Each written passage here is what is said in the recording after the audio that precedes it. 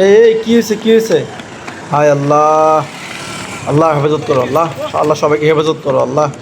ইন্নালিল্লাহ, কি একটা দুর্ঘটনা ঘটে গেল চোখের সামনে। বিশ্ব রোডের মাঝখানে গাড়ি উল্টে গেছে।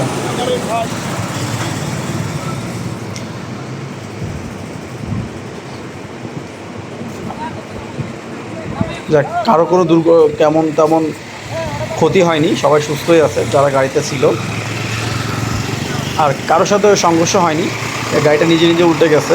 এটা হাই রোড হওয়ার কারণে গাড়ির প্রচুর চাপ ছিল, সবাই খুব তাড়াহুড়ো করে রাস্তাটা ক্লিয়ার করার চেষ্টা করতেছে, যেটা দেখতে পেলাম।